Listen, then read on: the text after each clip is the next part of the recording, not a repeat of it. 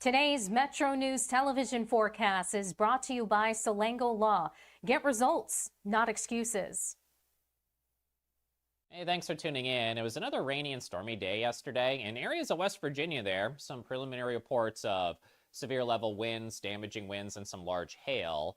And still for the next 5 days, I'll be watching multiple chances to likely chances of rain, thunderstorms at times. Total potential precipitation accumulation there, that's like in the blue and purples, 1 to 2 inches of rain, and locally some areas 3 inches or more rain up there in eastern West Virginia, something I'll have to keep eyes on. High of 87 yesterday in Charleston, 10 degrees above average for the high, and near that for the low too. Average high 77. We do have some likely rain, chances of thunderstorms out the door this morning. Eastern areas of the state included a marginal risk of excessive rain. That's for flash flood potential today and tonight. Remember, turn around, don't drown if any flooded areas pop up for you. Fly Severe forecast, it starts at home. Cities like Chicago, 58. Flip those numbers around. Atlanta, 85. They had some flooding and flash flooding in the ATL from yesterday. From Panhandle to Panhandle, 60s to 70s to the north. Rain likely, chance of thunderstorms. Lows in the 50s with some chances of showers. Eastern areas, rain likely, chance of thunderstorms. Highs around 60 or so today, and lows around 50 or so tonight. From east to west, more rain and storms likely. Keep your eyes on the radar as the day progresses. Chances for showers and a few thunderstorms tonight. And down to the south, we'll watch for chances of showers and thunderstorms. Some heavy and excessive rain in some eastern areas. We'll be mindful of that today and tonight. Showers likely, chance of a thunderstorm in Charleston. Now for the next 7 days, each day, chances for showers and storms. More moisture with a warm front coming in, 82 on Saturday. 79 on Memorial Day, and still likely chances of showers with some risks of heavy rain at times and potential thunderstorms. This is Ben Salango with Salango Law. Salango Law has earned a reputation for getting excellent results for our clients. With decades of experience handling thousands of cases, we know what it takes to deliver. Proudly voted Best in the Valley for 3 consecutive years by readers of the Charleston Gazette-Mail, Salango Law is deeply committed to giving back by investing in our community. From supporting local programs to making our region a better place to live, Salango Law is proud to be your trusted legal and community partner. Check us out at salangolaw.com.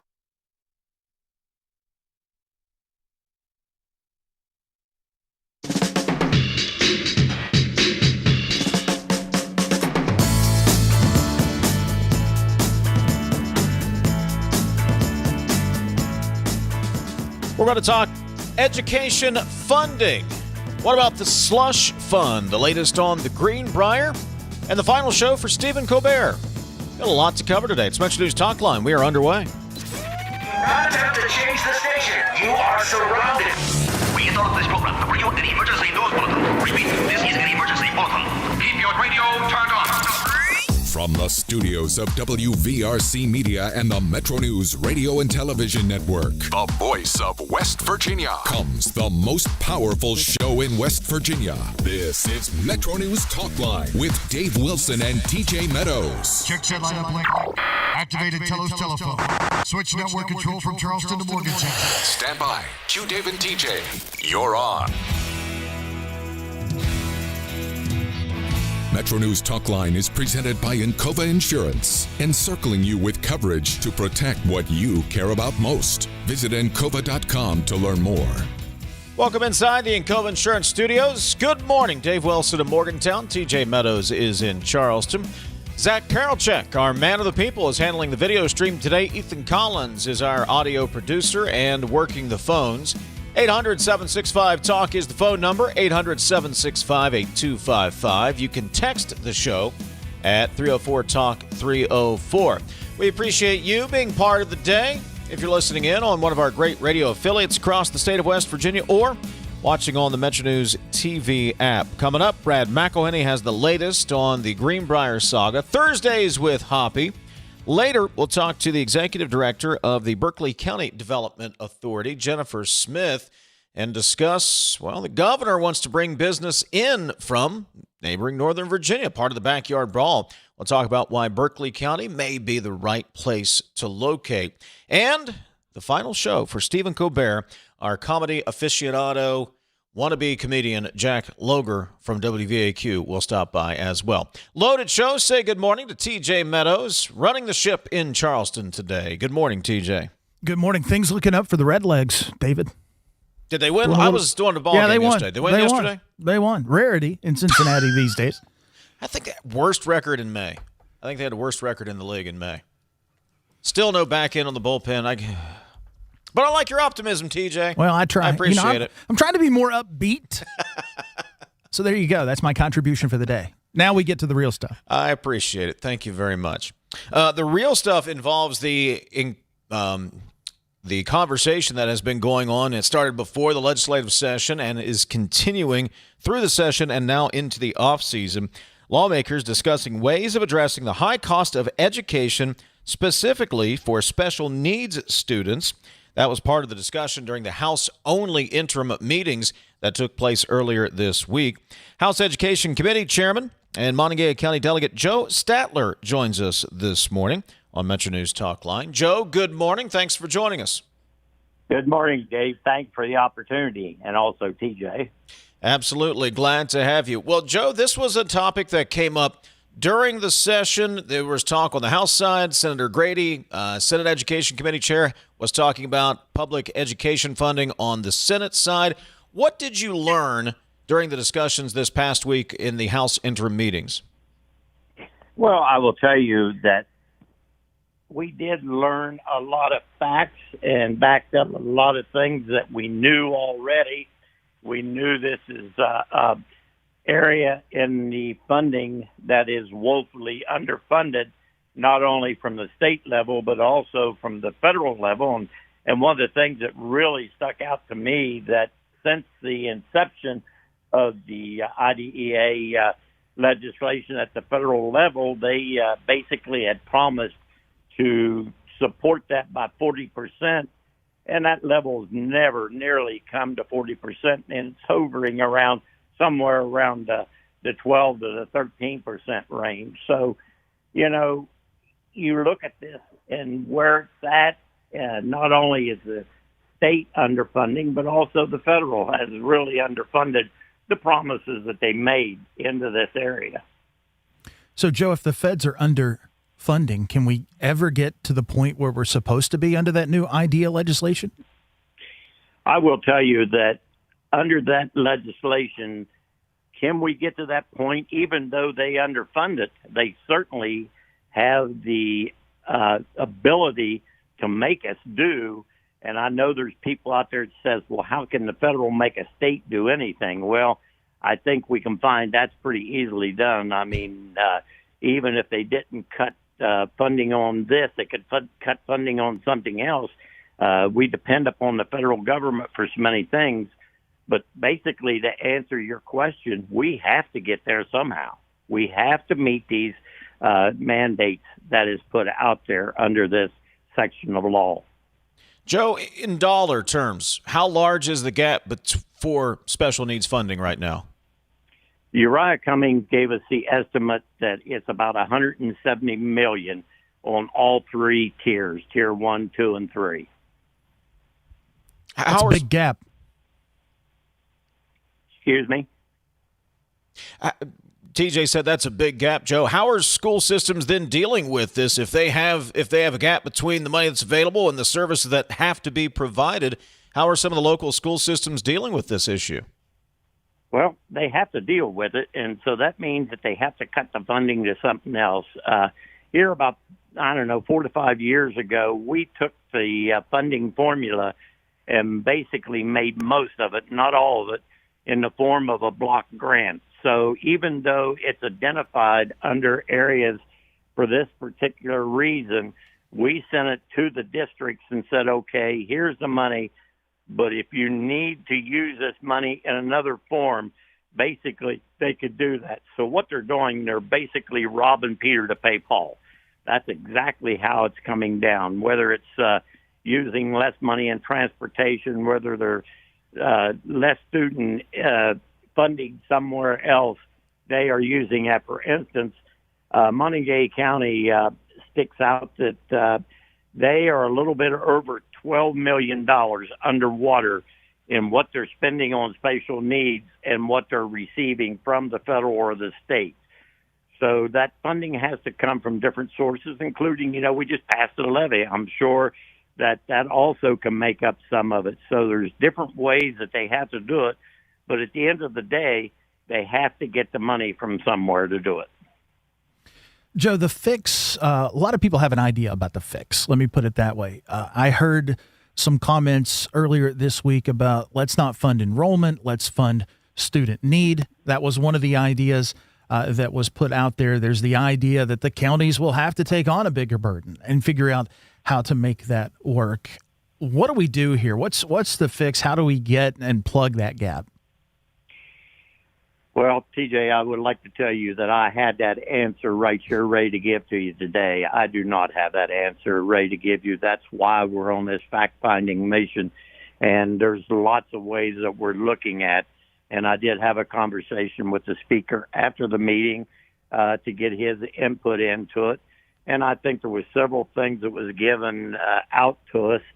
One, I think we do have to identify just what is in on the funding. And Miss McCorkle from Kanawha County done a great job of schooling us on exactly what entails Tier 1, Tier 2, and Tier 3.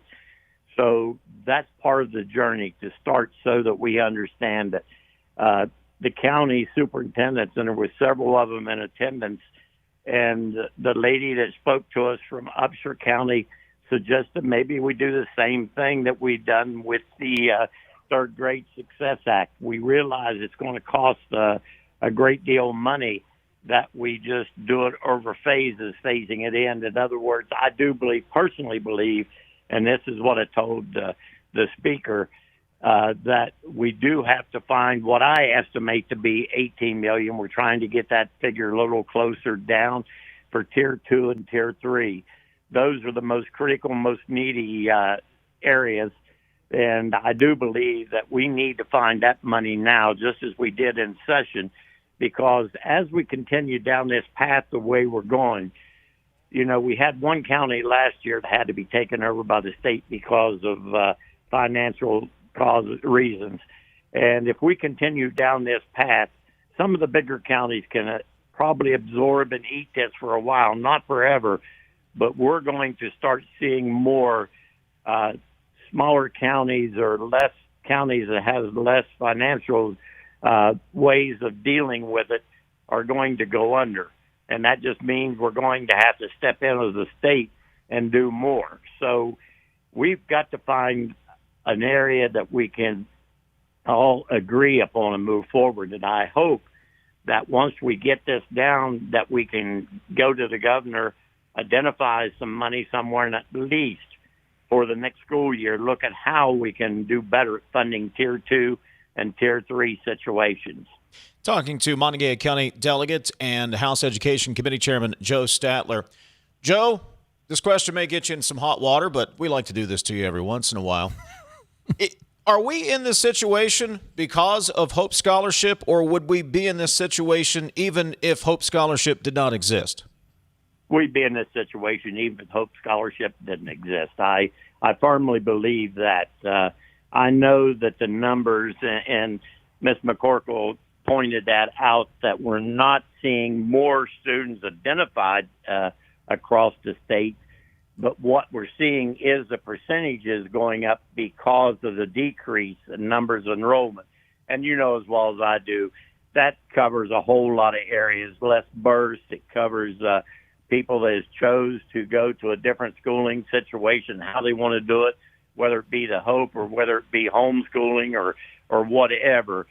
That number, what it does, it is making the percentages go up, which makes it even look more critical. It's a little bit like a face wound. A face wound always looks worse than most times it is. So to answer your question, Dave, no. I think we would have been in this situation if the Hope Scholarship had never been there. Joe, the hard reality seems to me, this is a symptom. It's not a problem. We talked about this a little bit yesterday. We're not growing fast enough. We don't have a golden goose to prop everything up. The counties that can't meet their own economic hurdle. I mean, at some point, and I'll just be the one to say it, I'm not attributing it to you, we got to rip the Band-Aid off. These counties aren't sustainable. They are going to fail. And maybe that in and of itself is part of the problem. You can't get toward a fix until you realize that some of these systems just are not sustainable. And if that means the state provides some kind of a solution, or we consolidate, whatever we do, I think the sooner we realize the economic reality here, the better off we'll be. Well, I would say to you, TJ, that you're 100% on, and actually that was pretty much the speaker's thoughts to me, is, just don't only look as money being the cure to this problem, that we have to find other ways to address this issue that's out there. And quite frankly, all the chapters in the book that you just had mentioned there, we are looking at. We're looking at in July, basically the co-chair and I, or the vice chairman, and I are looking at meeting with a lot of stakeholders. I'm a big fan of bringing in all the stakeholders that we can bring into the discussion and getting a lot of information out there. And somewhere in all that information, probably the solution lies. It's just nobody's come across with the silver bullet yet. But we're going to look at the school aid formula altogether. That was mentioned, that's part of it. And it probably is. You're right. The district size, who can sustain, how much do districts work with each other? During the Canaan meetings that we're going to have in June, that's going to be brought up, so we're going to look at that area also. So all of this is in the works that's out there.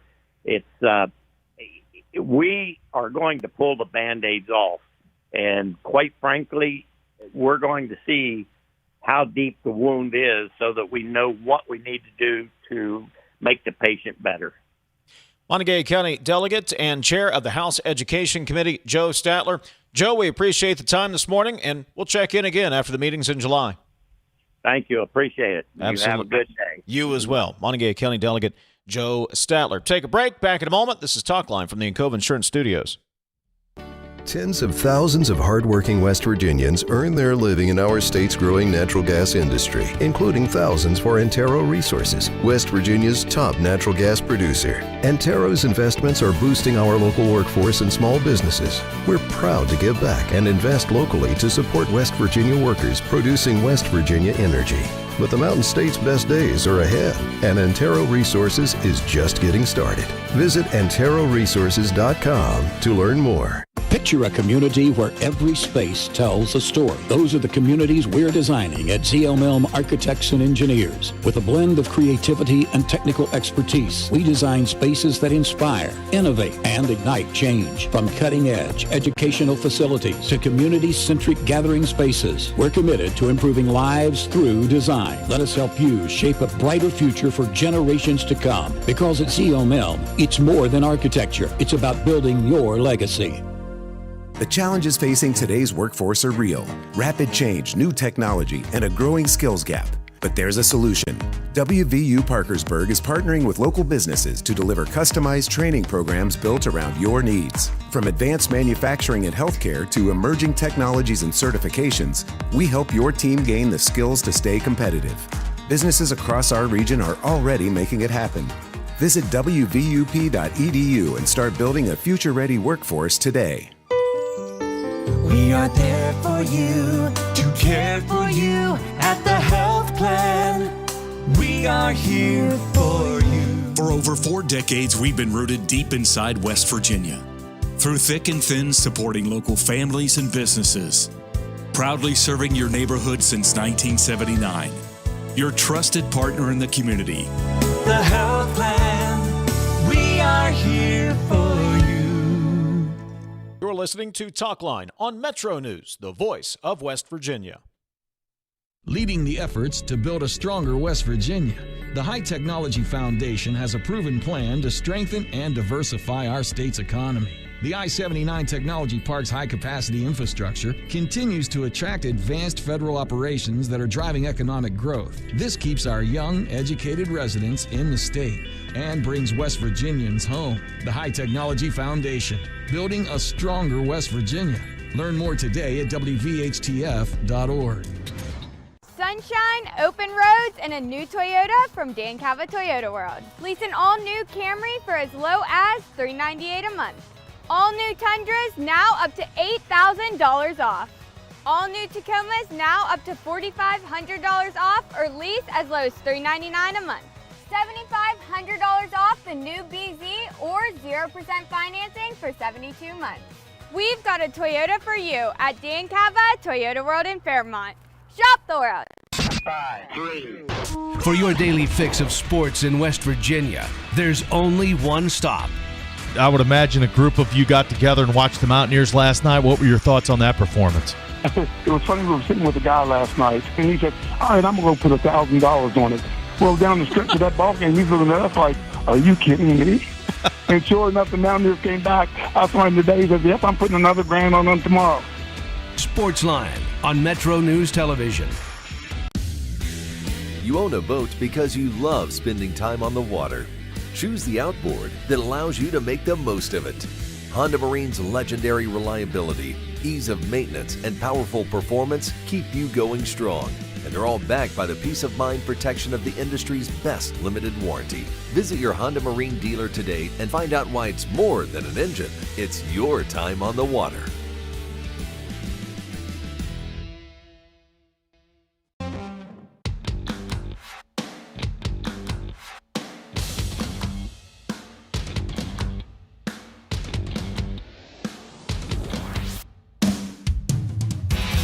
MetroNews Talkline is presented by Encova Insurance, encircling you with coverage to protect what you care about most. Visit Encova.com to learn more. 304 Talk, 304 the text line. We'll get to some of your text. Brad McElhinny will join us bottom of the hour. Pull the curtain back for just a moment. In the pre-show meeting this morning, TJ and I, we're tossing around ideas, sometimes more ideas than others. And I believe it was Mr. Meadows that said, there's plenty to chew on. We can chop something up. So I present to you without prior notice, TJ. Okay. Because I just looked up on the monitor. CNN obtained the long, secret Democrat postmortem on the 2024 election, the DNC's autopsy. Yeah. And I was scrolling through it during the break. Scrolling through CNN's recap of it, pointing toward failure to define Donald Trump. Harris' campaign took too much for granted. But here's the line that stood out to me. It suggests a shift away from identity politics and toward middle-class appeal. One phrase repeatedly gets mentioned, and that is identity politics. It's repeated throughout as a Democrat crutch and a need to move away from it in favor of kitchen table issues like affordability and middle-class appeal. I go back to what the great philosophizer Kyle Wiggs says, just act normal. The first party that just acts normal, you might be in control for a really long time. Just act normal. But that seems to be difficult. So anyway, it's an interesting read in 3.5 minutes, by the way. I'll take a look at it. Interesting question that raises, though. Can politicians really move prices? Or is that the market? I mean, least we forget, I know a lot of people love all of the dollars that got flooded into the system from COVID and the IRA and different things like that. But that caused a lot of the inflation that we have seen. And I would argue we still haven't fully economically recovered from that, high double digit inflation splurge that we saw. I just don't know how much government can fix the problem. Now, you can certainly screw the problem up and make it worse if you're government. I mean, like the Iran war or not, I mean, that obviously has driven oil prices. But how do you get the commodity prices down? How you bring prices down? I don't know that Democrats, Republicans, anybody can really do that. But if you want to win an election, act normal. Yeah, just act normal. Yeah, talk about issues that actually matter. However, here's the thing. Here's the thing that kind of tickled me, TJ. One paragraph later, or one paragraph prior to the, just act normal, talk about issues. Mm-hmm. It also says that Trump's transgender ad was very damaging to Harris. So, so that worked. But but be normal. Well, I mean, look at the Thomas Massie campaign. Both sides did it. Some people got ticked off at me on social media because I repeated it. But, Massie wanted to call the other guy Woke Eddie. and it stuck. It was, I live in the tri-state. I mean, you couldn't turn a television on without hearing about Woke Eddie. And on the other side, you couldn't turn a television on without hearing about the Thomas Massey Thropel. You know, that ad that supposedly he checked in with AOC, Elon Omar, and I forget who the third one was. But, you know, and to your point, it worked. And there was actually, it might have been in one of the Lexington papers. I'm trying to remember where I saw it. They were talking with some folks who actually, honest to goodness, did not realize that whole thing was AI. Really? They believed it. Yeah, an older generation, obviously, not as accustomed to what you can do today. I'm not being pejorative of that. It's just a fact. They believed that Thomas Massey was really having an affair with AOC and Elon Omar. I mean, so it works. And it's easier, Dave, than doing what you're talking about. Figuring out a strategy about how to make life more affordable for people. That is hard. Creating an ad on AI to put your guy in the gutter or the other guy in the gutter, pretty easy. Here I thought Clay Riley had been playing softball with Hillary Clinton and Joe Biden. Who knew? Who knew? My apologies, Well, Clay. I had it to got even mention worse it one in more Kentucky. time. It Yeah, did. even It worse. really did. All right, coming up, Brad McElhinny will join us. There's been yet another development in the ongoing legal wranglings involving the Greenbrier Resort. We'll get you the latest on that later. The Late Show coming to an end. This is Talkline on Metro News, the voice of West Virginia. It's 10:30. Let's get a news update from the Metro News Radio Network. Find out what Today's Metro News television forecast is brought to you by Salango Law. Get results, not excuses. Hey, thanks for tuning in. It was another rainy and stormy day yesterday. In areas of West Virginia there, some preliminary reports of severe level winds, damaging winds, and some large hail. And still for the next 5 days, I'll be watching multiple likely chances of rain, thunderstorms at times. Total potential precipitation accumulation there, that's like in the blue and purples, 1 to 2 inches of rain, and locally some areas 3 inches or more rain up there in eastern West Virginia, something I'll have to keep eyes on. High of 87 yesterday in Charleston, 10 degrees above average for the high, and near that for the low too. Average high 77. We do have some likely rain, chances of thunderstorms out the door this morning. Eastern areas of the state included a marginal risk of excessive rain. That's for flash flood potential today and tonight. Remember, turn around, don't drown if any flooded areas pop up for you. Fly Severe forecast, it starts at home. Cities like Chicago, 58. Flip those numbers around. Atlanta, 85. They had some flooding and flash flooding in the ATL from yesterday. From Panhandle to Panhandle, 60s to 70s to the north. Rain likely, chance of thunderstorms. Lows in the 50s with some chances of showers. Eastern areas, rain likely, chance of thunderstorms. Highs around 60 or so today. And lows around 50 or so tonight. From east to west, more rain and storms likely. Keep your eyes on the radar as the day progresses. Chances for showers and a few thunderstorms tonight. And down to the south, we'll watch for chances of showers and thunderstorms. Some heavy and excessive rain in some eastern areas. We'll be mindful of that today and tonight. Showers likely, chance of a thunderstorm in Charleston. Now, for the next 7 days, each day, chances for showers and storms. More moisture with a warm front coming in, 82 on Saturday. 79 on Memorial Day, and still likely chances of showers with some risks of heavy rain at times and potential thunderstorms. This is Ben Salango with Salango Law. Salango Law has earned a reputation for getting excellent results for our clients. With decades of experience handling thousands of cases, we know what it takes to deliver. Proudly voted Best in the Valley for 3 consecutive years by readers of the Charleston Gazette-Mail, Salango Law is deeply committed to giving back by investing in our community. From supporting local programs to making our region a better place to live, Salango Law is proud to be your trusted legal and community partner. Check us out at salangolaw.com. On the next State of Minds. I think if it wasn't for West Virginia, I wouldn't be doing what I'm doing.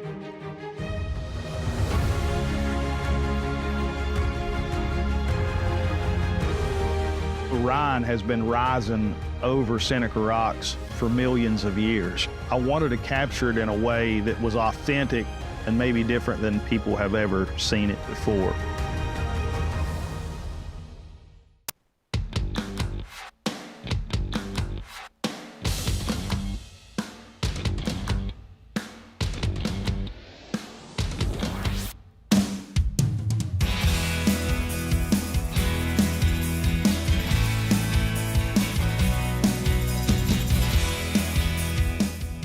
888-304-TALK, 304. That is the text line. You can give us a call, 800-765-TALK, 800-765-8255. That's the phone number. A couple of texts. We'll get to Brad.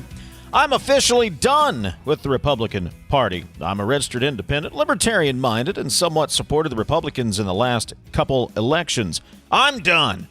Thomas Massey was the last bastion of hope that we had in Congress. If Americans are stupid enough to believe Massey was having an affair with AOC or Ilhan Omar, is there any hope for a democracy government? We're screwed because of people's pride and their ignorance and the politics industry's willingness to appease them, says the texter. I mean, look, fair point, but we've been screwed for a while. How many people thought Barack Obama was an Arab?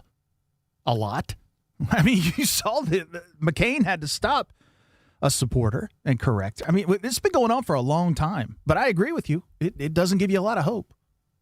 Dave and TJ, are you serious? If a candidate acts normal, he wouldn't get one vote from Republicans, says the texter. I need to get a rim shot sound effect somewhere. Yeah, you do.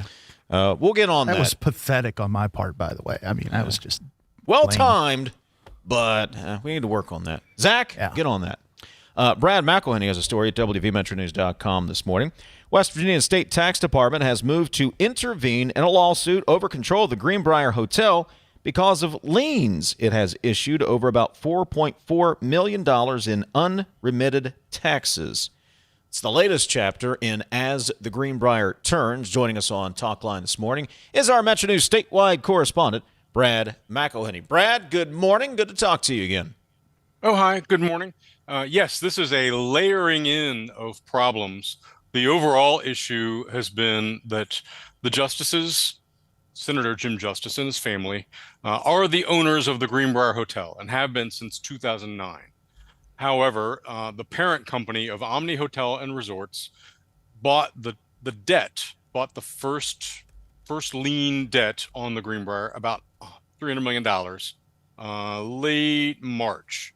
So essentially, it's as if they own the mortgage, and they went to federal court to say, look, we think that the Greenbrier is not being properly taken care of, that it has outstanding capital improvements, that it's being neglected, that money is being shifted to other things.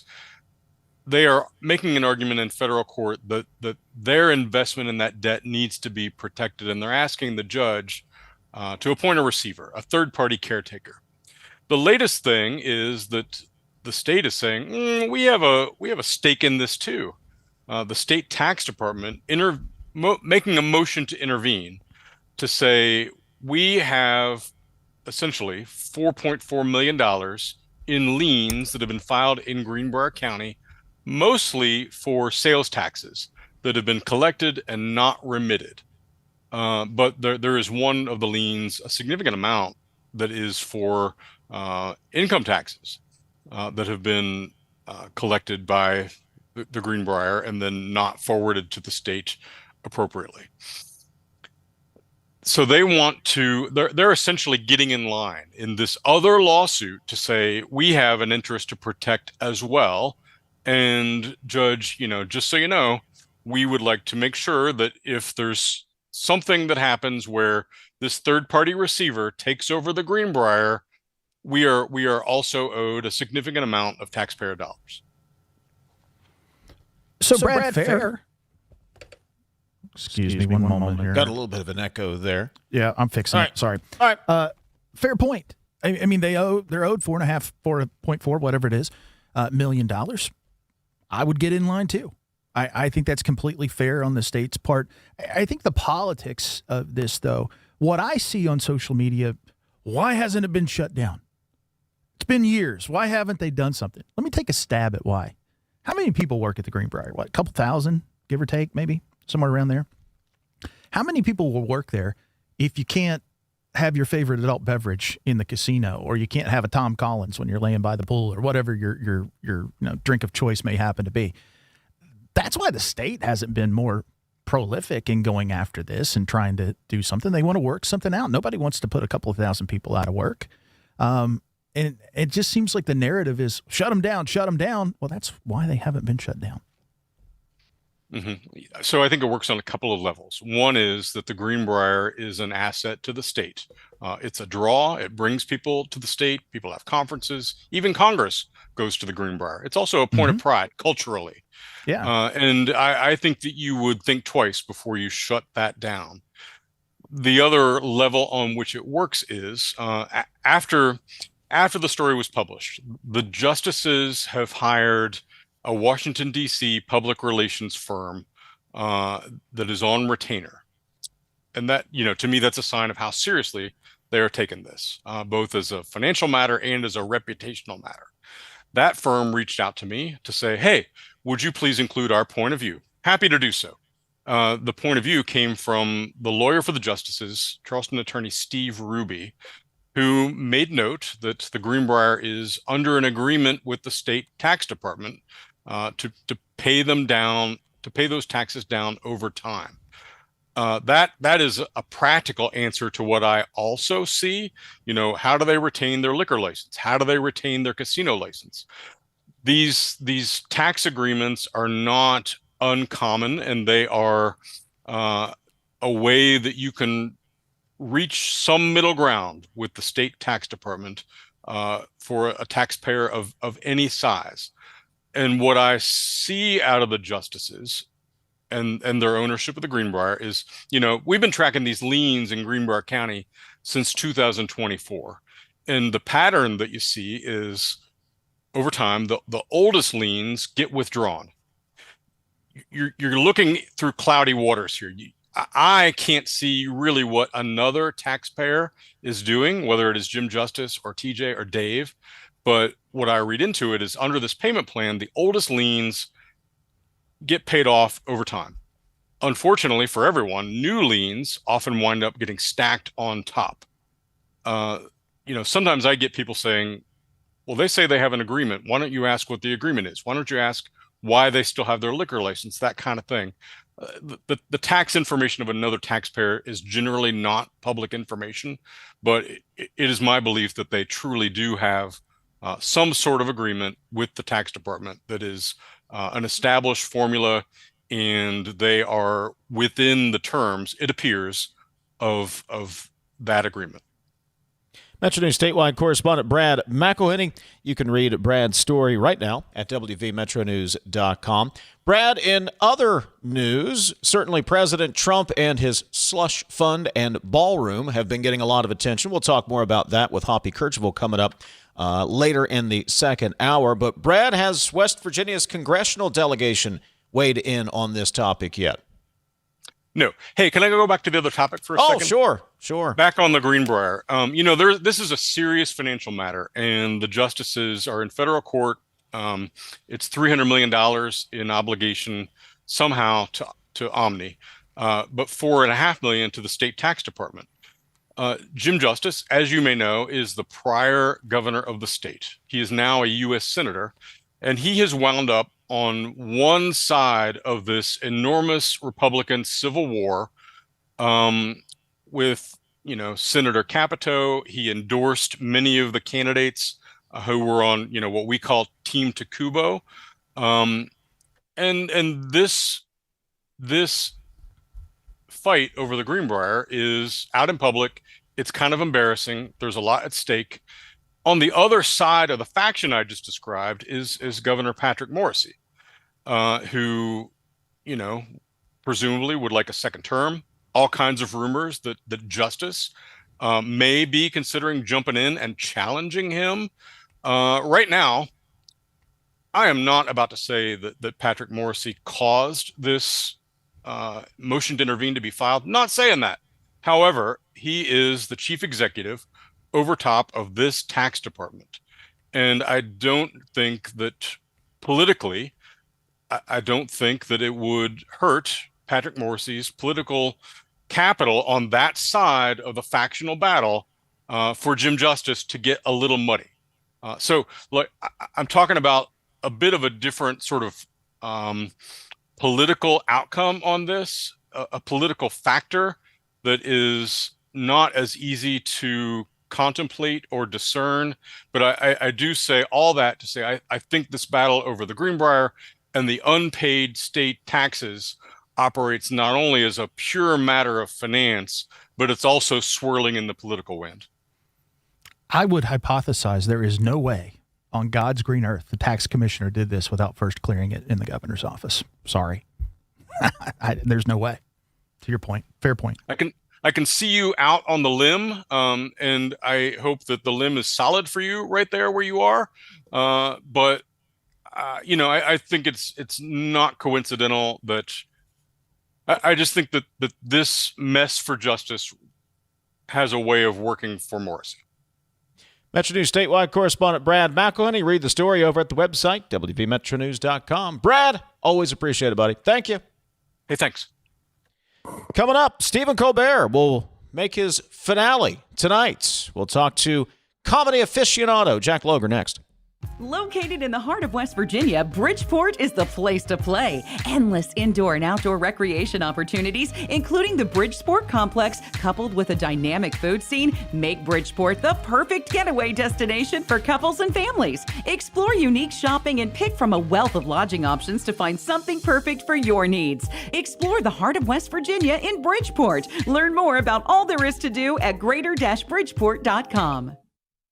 Tens of thousands of hardworking West Virginians earn their living in our state's growing natural gas industry, including thousands for Antero Resources, West Virginia's top natural gas producer. Antero's investments are boosting our local workforce and small businesses. We're proud to give back and invest locally to support West Virginia workers producing West Virginia energy. But the Mountain State's best days are ahead, and Antero Resources is just getting started. Visit AnteroResources.com to learn more. Hey, this is Brad Howe for your local internet provider, CityNet. For years, rural communities in West Virginia waited for reliable, high-speed internet. Now, fiber is most likely at your front door. Public investment helped build the opportunity, and CityNet delivered the service to homes and businesses just like yours. With free equipment, free installation, no contract, and local support you can count on, switching to fiber has never been easier. Fast downloads, smooth streaming, better connections for work, school, and everyday life. When it's high-speed internet you need, CityNet.net connects, protects, and perfects. You're listening to Talkline on Metro News, the voice of West Virginia. Nasal obstruction, stuffiness, blockage. Is it allergy? Is it sinus? A lot of times it may be both. The WVU Medicine Sinus and Allergy Center is a clinic where we house all specialties that take care of allergies and sinuses together. You name it, we have it. It's one-stop shopping. Anything ENT that needs done for the citizens of West Virginia, we can provide that care. In 1914, the same year the first commercial flight soared and the Panama Canal opened, Greer Industries was born. Herbert and Agnes Greer began in Morgantown, West Virginia, striking the first pick into the limestone formation that would become the backbone of one of the state's great industrial legacies. From the roads we drive on, the buildings we build, and the communities we serve, Greer Industries has been delivering quality for decades. At Greer Industries, we've been improving lives for more than a century. Download Metro News Television on your iPhone or Android. Search Metro News Television in your app store. Create an account today to get alerts and watch all live and archived content. Download now. Touchdown! We're Panhandle Cleaning and Restoration, and we're gonna save you. The region's largest restoration firm, responding from 5 locations. When disaster strikes your home or business, call Panhandle Cleaning and Restoration. Longer days, warmer drives, and better deals at Dan Cava GMC. Hit the road in one of our new luxury GMC Acadias. Take your pick from our massive selection. Now up to $5,500 off select new Acadias and 3.9% for 60 months. The great deals continue with our large selection of quality pre-owned vehicles. All this and more at Dan Cava GMC in Bridgeport. Shop the world.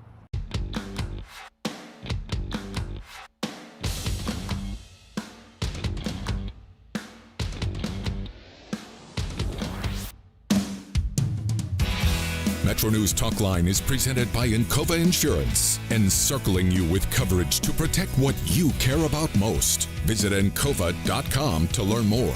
304 Talk 304 is the text line. 800-765 Talk, the phone number. Tonight, or actually later this afternoon, the iconic Ed Sullivan Theater marquee lights up with The Late Show one more time. The Late Show with Stephen Colbert, but that franchise will end a 30-plus year run with the show's finale tonight. Jack Logar, you can hear him on mornings with the Jack Kikki Show on WVAQ. He is a bit of a comedy historian and a comedy aficionado, if you will. He joins us on MetroNews Talkline. Jack, good morning. Good morning, Dave and TJ. How are you, gentlemen? If we were any better, we would be you, Jack. Wow, what an odd backhanded compliment. It's the only way I give them out, buddy. The only way I give them out. By the way, listen, I don't want to derail this right up front, but I just want to pose a question here before we get started. Dave, why am I not your mom's favorite guest on this show? I mean, I turned this on the other day. You've got somebody on there, and you're like, hey, my mom loves you. You're her favorite. I'm like, whoa. Oh, Dave, did you not tell your mom that I'm your special boy? Hey, listen, buddy, she has not mentioned you one time, ever. Well, not one time. Amelia, on the other hand, she wants more Amelia. Well, I'm going to kiss up to TJ's mom then and see where that gets me, okay? I hear that TJ's mom is a lovely woman. Her kindness and knowledge surpassed not only by her great beauty. So let's just see if that gets me back on the show more often. Well, all right, see if it works. All right. Jack, Late Show's coming to a close tonight. You are a guy who kind of has studied comedy throughout the course of your career. What's this mean culturally, politically, from a comedy standpoint? Well, I've studied comedy. God knows when I'll prove it, but I do like to watch it. I don't know. I think this is a really interesting situation, as you were saying in your setup there. It's not that they're replacing Stephen Colbert. They're ending the franchise. I mean, it's over, and it's going to be replaced by, believe it or not, Byron Allen's Comics Unleashed. That's kind of embarrassing to be replaced by that. I mean, what was Billy Ray Cyrus not available to come in and do some type of a show for him? So that's where it's going. And obviously, the narrative around this is they're forcing him off the air. Trump is essentially behind it. You know, he's being forced off the air by Trump, the Trump administration, which, you know, I'm not really buying that. I've never really bought that. And I put together my argument for why I don't buy it in a four-part presentation. Would you gentlemen like to hear that? Is there other slides that go with this, by the way?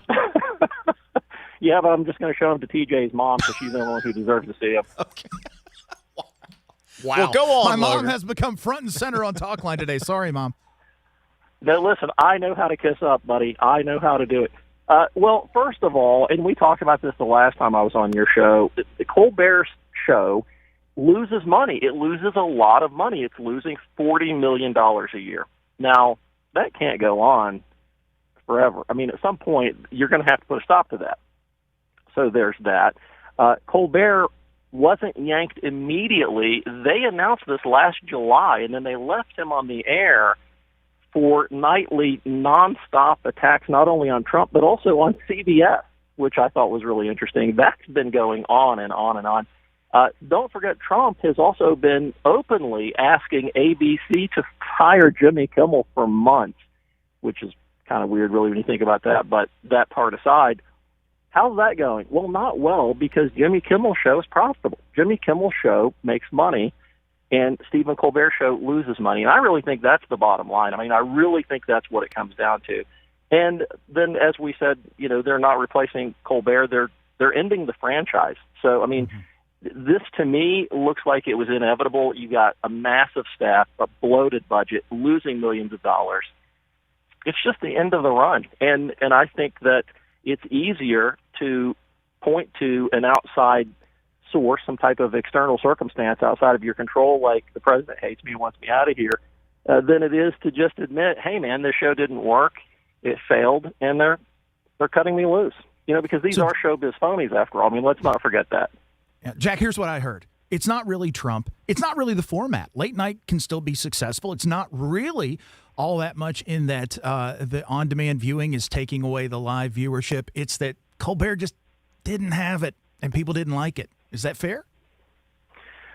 I think that probably is fair. I really think, I don't want to call the guy a one-trick pony, but, man, the politics and the Trump bashing night after night after night, regardless of how you feel about Donald Trump, it doesn't matter. You might hate the guy, you might like the guy, but the same topic every night for years?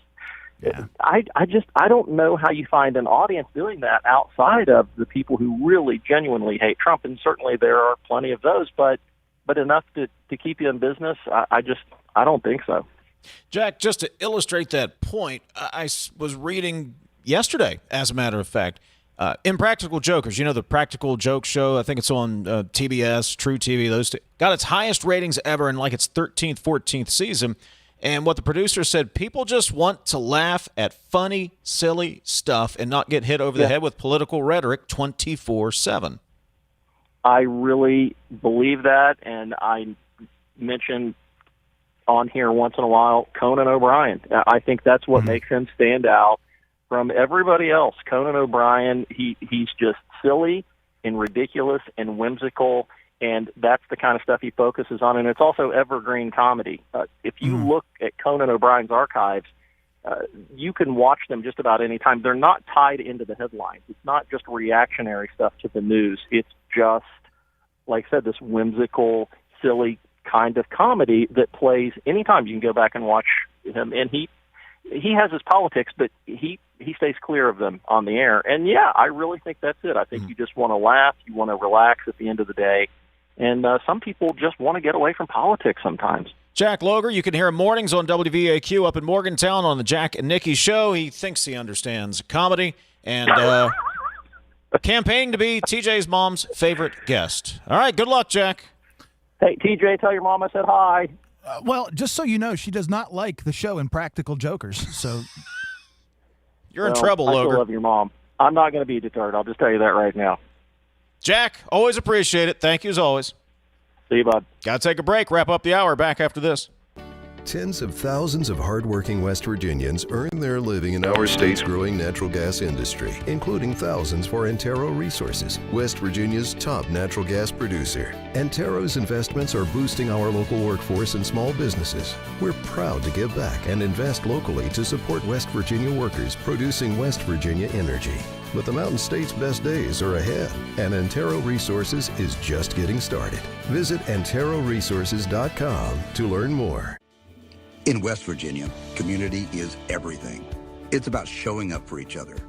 Vin Salengo and the team at Salengo Law don't just work here, they live here, proudly sponsoring local events and giving back to the neighborhoods they love. So when you're facing a serious injury, trust the local team that's always in your corner. They spent over 25 years fighting for West Virginia families. Salengo Law. Get results, not excuses. Visit us at salengolaw.com. We are there for you, to care for you at the health plan. We are here for you. For over 4 decades, we've been rooted deep inside West Virginia. Through thick and thin, supporting local families and businesses. Proudly serving your neighborhood since 1979. Your trusted partner in the community. The health plan. We are here for you. You're listening to Talkline on Metro News, the voice of West Virginia.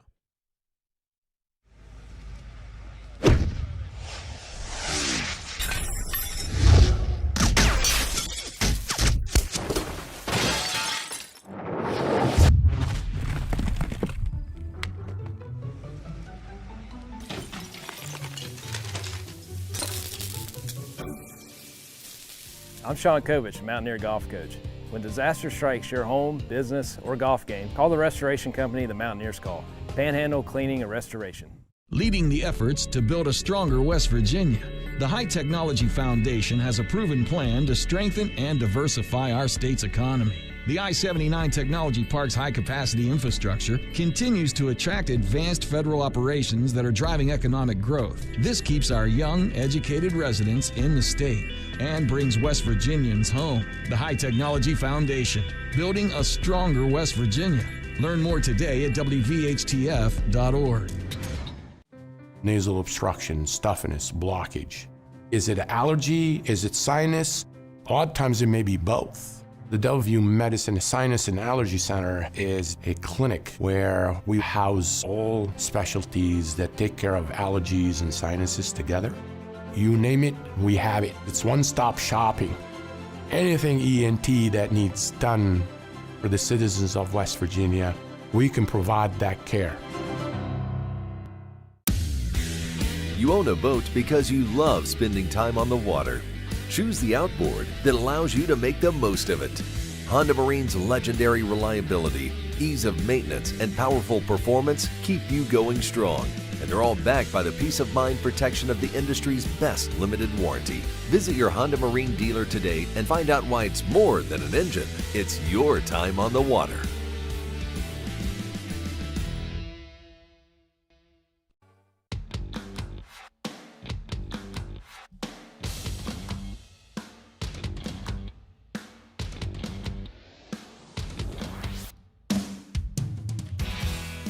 Here in West Virginia, jackpots are on the rise every week. Powerball hits Mondays, Wednesdays, and Saturdays. Mega Millions lights up Tuesdays and Fridays. That's 5 chances a week to get in on life-changing jackpots. Play in-store and online. 18 plus to play. Please play responsibly. Powerball jackpots, $131 million. Mega Millions jackpots, $296 million. So go ahead, play today. This is Talkline on Metro News, the voice of West Virginia.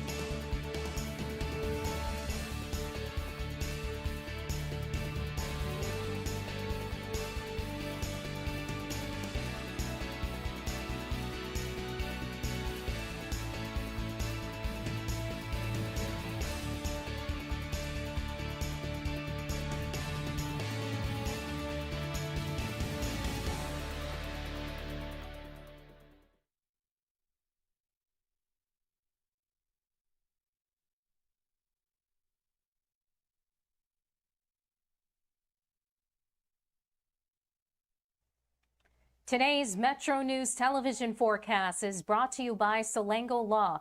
Get results, not excuses.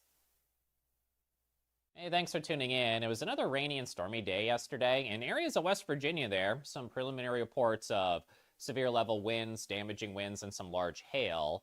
And still for the next 5 days, I'll be watching multiple likely chances of rain, thunderstorms at times. Total potential precipitation accumulation there, that's like in the blue and purples, 1 to 2 inches of rain, and locally some areas 3 inches or more of rain up there in eastern West Virginia, something I'll have to keep eyes on. High of 87 yesterday in Charleston, 10 degrees above average for the high, and near that for the low too. Average high 77. We do have some likely rain, chances of thunderstorms out the door this morning. Eastern areas of the state included a marginal risk of excessive rain. That's for flash flood potential today and tonight. Remember, turn around, don't drown if any flooded areas pop up for you. Fly Severe forecast, it starts at home. Cities like Chicago, 58. Flip those numbers around. Atlanta, 85. They had some flooding and flash flooding in the ATL from yesterday. From Panhandle to Panhandle, 60s to 70s to the north. Rain likely, chance of thunderstorms. Lows in the 50s with some chances of showers. Eastern areas, rain likely, chance of thunderstorms. Highs around 60 or so today, and lows around 50 or so tonight. From east to west, more rain and storms likely. Keep your eyes on the radar as the day progresses. Chances for showers and a few thunderstorms tonight. And down to the south, we'll watch for chances of showers and thunderstorms. Some heavy and excessive rain in some eastern areas. We'll be mindful of that today and tonight. Showers likely, chance of a thunderstorm in Charleston. Now, for the next 7 days, each day, chances for showers and storms. More moisture with a warm front coming in, 82 on Saturday. 79 on Memorial Day, and still likely chances of showers with some risks of heavy rain at times and potential thunderstorms. This is Ben Salango with Salango Law. Salango Law has earned a reputation for getting excellent results for our clients. With decades of experience handling thousands of cases, we know what it takes to deliver. Proudly voted best in the Valley for 3 consecutive years by readers of the Charleston Gazette-Mail, Salango Law is deeply committed to giving back by investing in our community. From supporting local programs to making our region a better place to live, Salango Law is proud to be your trusted legal and community partner. Check us out at salangolaw.com. Metro News Talkline is presented by Encova Insurance, encircling you with coverage to protect what you care about most. Visit Encova.com to learn more.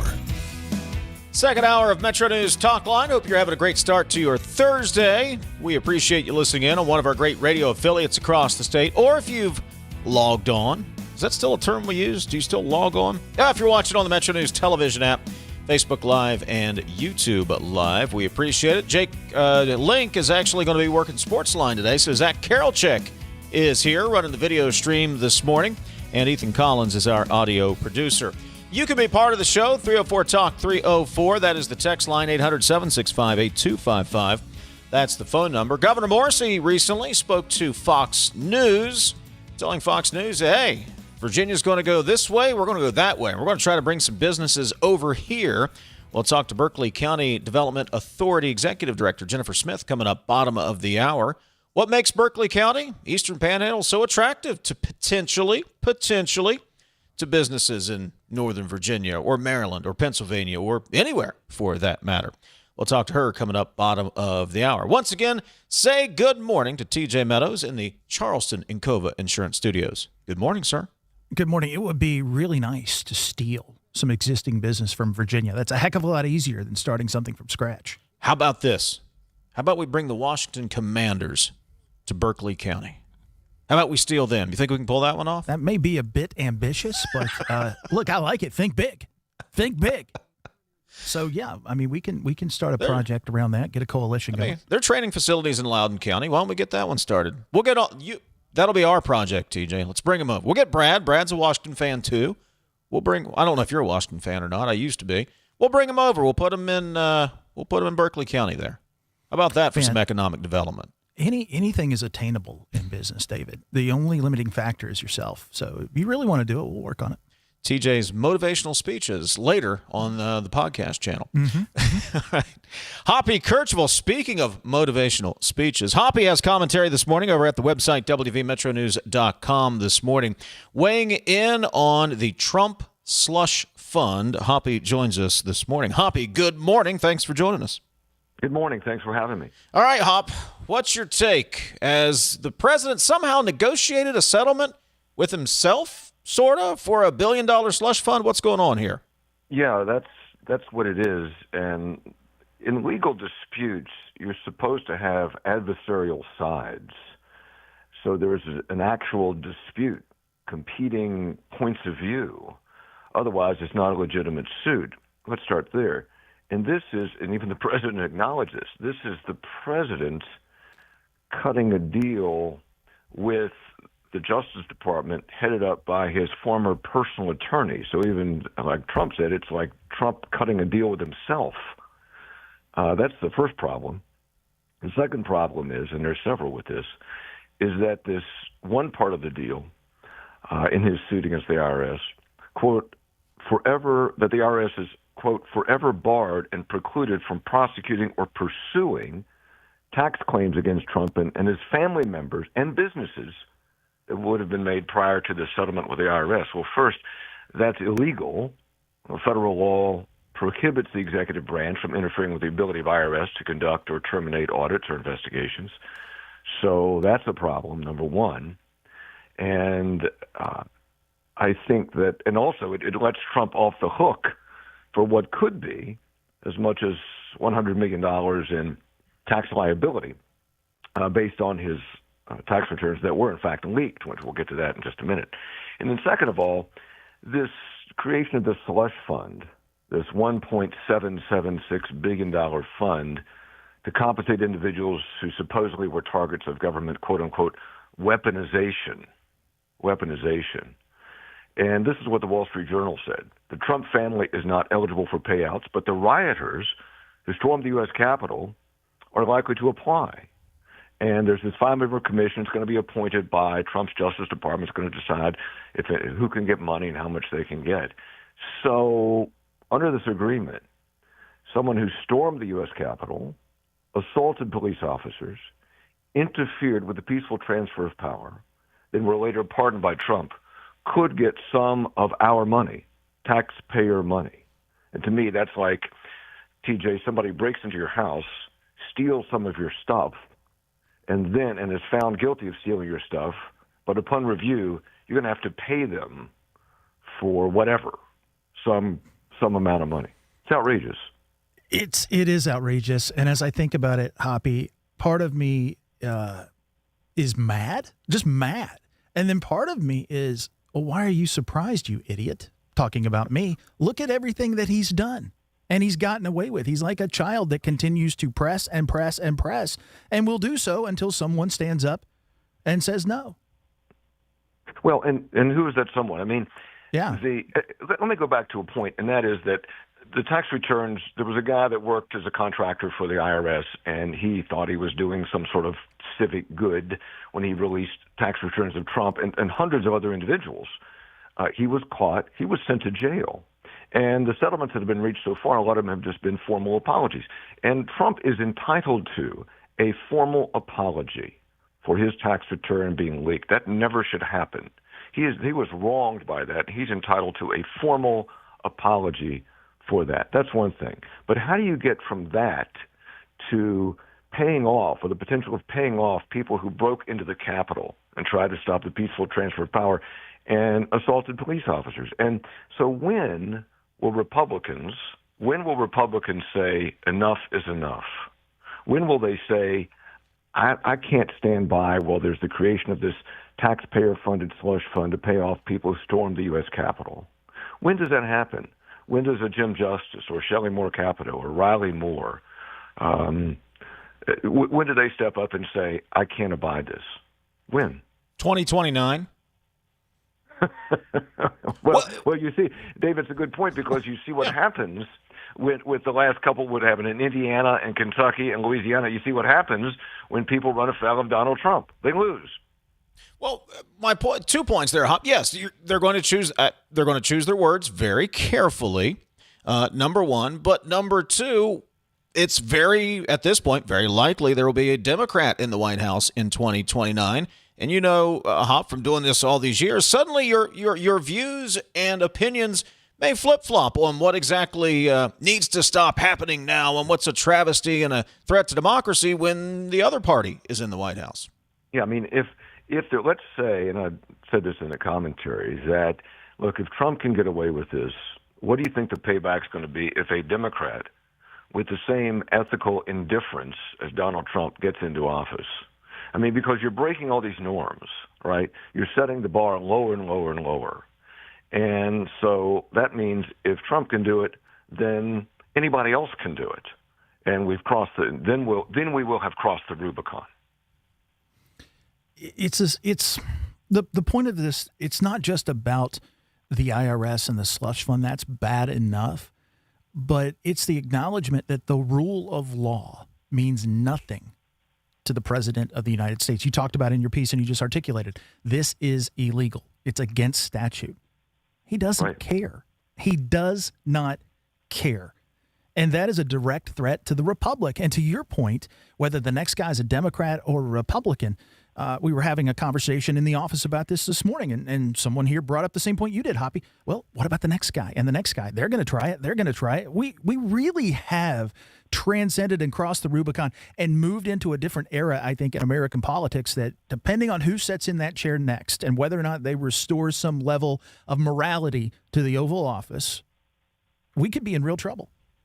Yeah, I think that's true. And the question is whether we continue down that path, as we said, cross the Rubicon, from which there's no return, or whether the pendulum swings back the other way. And I don't know. I don't know the answer to that. But I would think that, look, and I understand that West Virginia is a pro-Trump state. And I understand that a lot of West Virginians really support Donald Trump and like Donald Trump for a variety of reasons.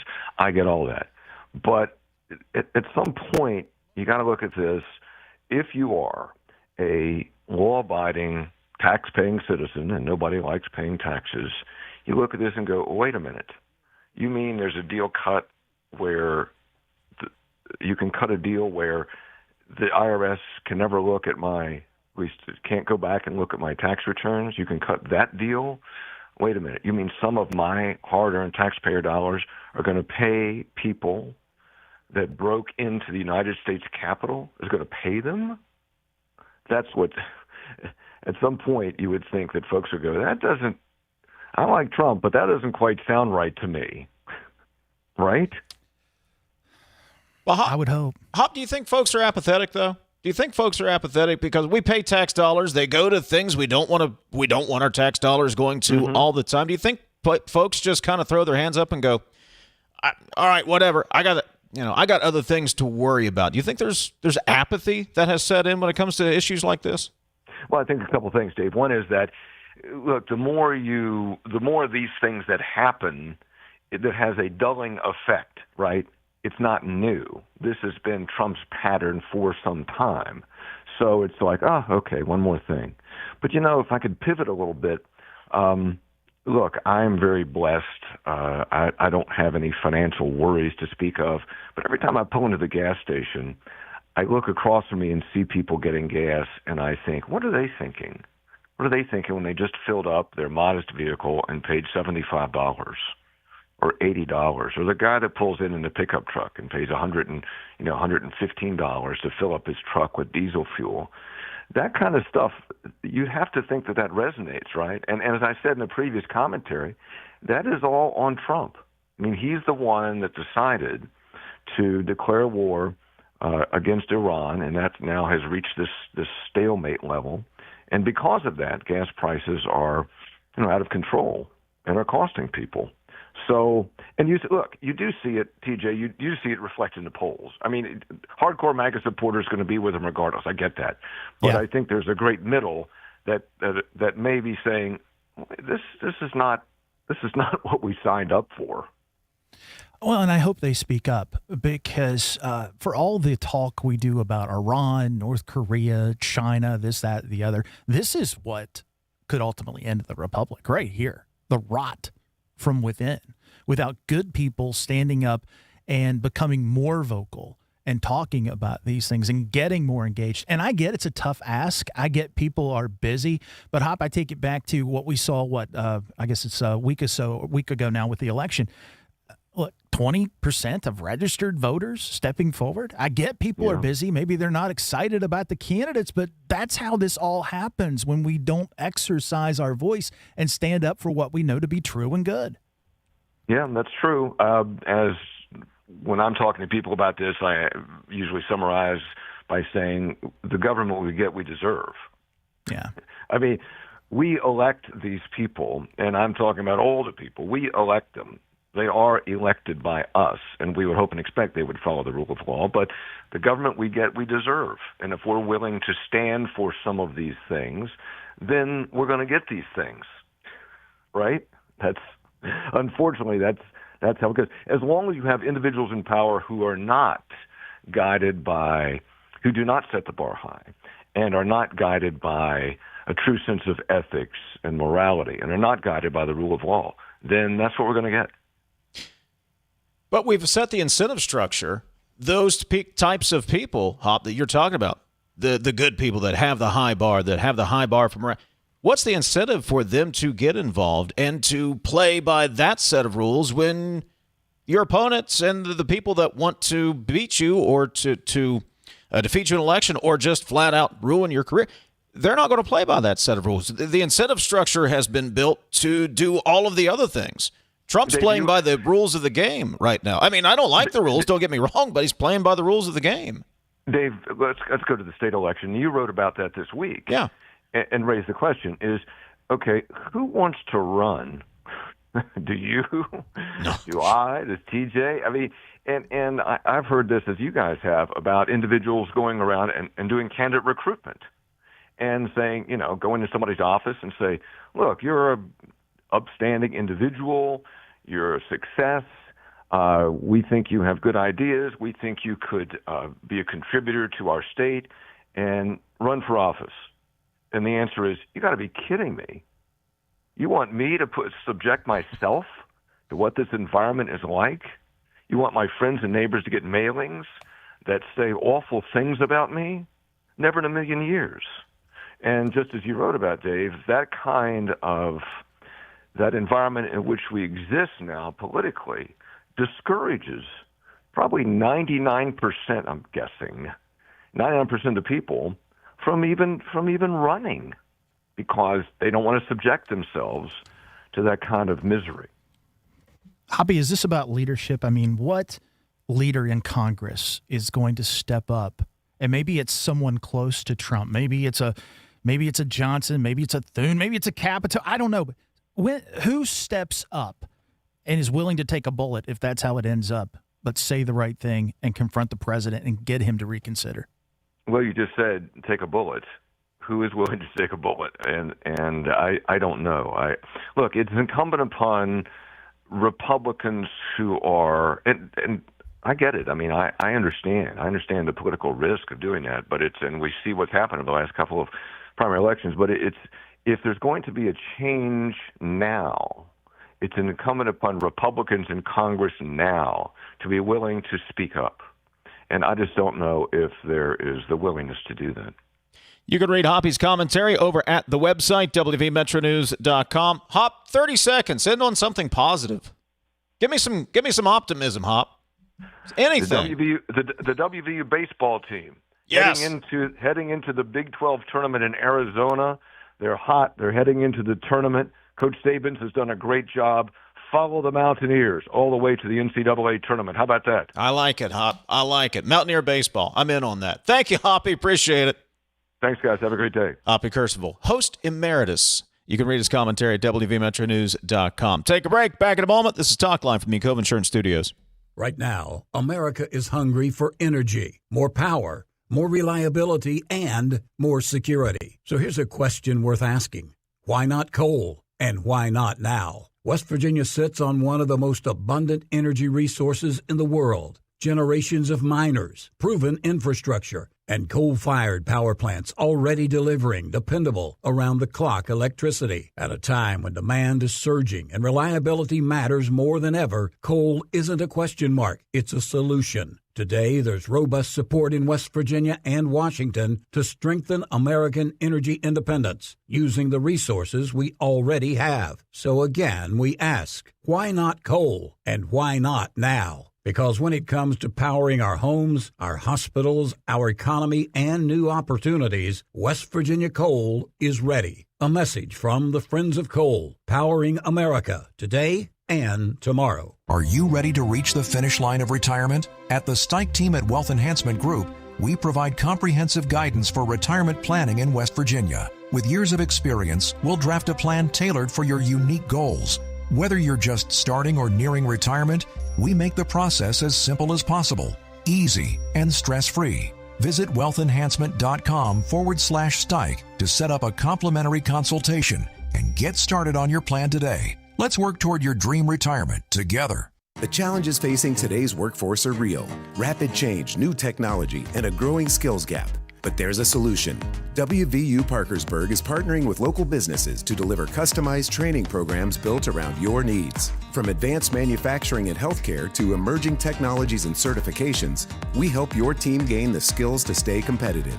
Businesses across our region are already making it happen. Visit wvup.edu and start building a future-ready workforce today. Welcome back, class of 2011. Most likely to be a millionaire, didn't quite make it. Hey, reunion's not over yet. Over here, millionaire, smile. Make room, people. Who is that? Congratulations to our very own Millionaire for Life. Never too late, man. You could win up to $1 million every year with Millionaire for Life. Play in store or online today. West Virginia Lottery. 18 plus to play. Play responsibly. You're listening to Talkline on Metro News, the voice of West Virginia.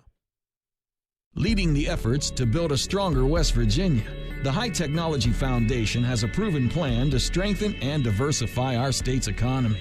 The I-79 Technology Park's high-capacity infrastructure continues to attract advanced federal operations that are driving economic growth. This keeps our young, educated residents in the state and brings West Virginians home. The High Technology Foundation, building a stronger West Virginia. Learn more today at WVHTF.org. In 1914, the same year the first commercial flight soared and the Panama Canal opened, Greer Industries was born. Herbert and Agnes Greer began in Morgantown, West Virginia, striking the first pick into the limestone formation that would become the backbone of one of the state's great industrial legacies. From the roads we drive on, the buildings we build, and the communities we serve, Greer Industries has been delivering quality for decades. At Greer Industries, we've been improving lives for more than a century. We're Panhandle Cleaning and Restoration, and we're gonna save you. We've got it down to a science, an absolute state of art. We do it all, restoration, cleaning, and reconstruction. When disaster strikes, just pick up the phone. We're Panhandle Cleaning and Restoration, and we're gonna save you. Sunshine, open roads, and a new Toyota from Dan Cava Toyota World. Lease an all-new Camry for as low as $398 a month. All-new Tundras now up to $8,000 off. All-new Tacomas now up to $4,500 off or lease as low as $399 a month. $7,500 off the new BZ or 0% financing for 72 months. We've got a Toyota for you at Dan Cava Toyota World in Fairmont. Shop the world.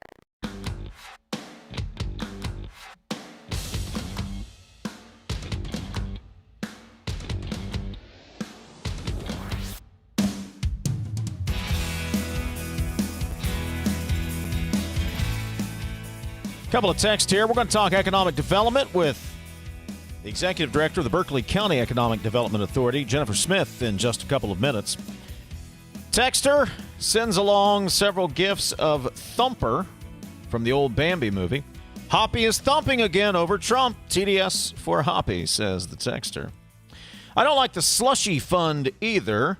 Now, when will Democrats, except for Fetterman, exonerate themselves for allowing millions upon millions of illegals to invade our sovereign nation, resulting more than $1.8 billion in financial burden?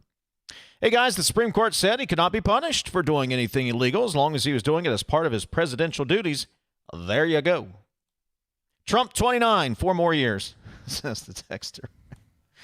None of the possible Democratic candidates are as corrupt as the Orange Jesus. They don't eat their babies, and they're not morally bankrupt. Vote blue. Every time someone of any power, Congress, speaks up, the man at the White House and his sycophants go into attack mode. Fire everyone. Listening to you talk to Hoppy brings to mind when you both said on Trump actions, when is enough to speak out against the person? Wait a minute. The excuses from the Justice family for non-payment of taxes to the Greenbrier County, various state taxes, personal federal taxes. You joke and say that's just how the justices do business. Where are the rules, guidelines? If a Democrat ever gets elected and does what Trump is doing, MAGAs, Republicans, and conservatives will be the loudest, cringiest, whiniest, most hypocritical people on earth. And that's why I have zero respect for the right. I will add, and you will not hear a peep out of the left. That was my point. 304 Talk 304. All right, we'll get to more of the text. We've got a lot of them to get to. We'll talk economic development over in the Eastern Panhandle. What makes Berkeley County attractive? We'll talk to the executive director of the Economic Development Authority in Berkeley County, Jennifer Smith, coming up. More of your text as well. 304 Talk 304 800 765 Talk. This is Talkline from the Cove Insurance Studios on Metro News, the voice of West Virginia. It's 11:30.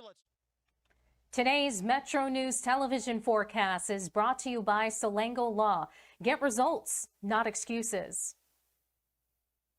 Hey, thanks for tuning in. It was another rainy and stormy day yesterday. In areas of West Virginia there, some preliminary reports of severe level winds, damaging winds, and some large hail.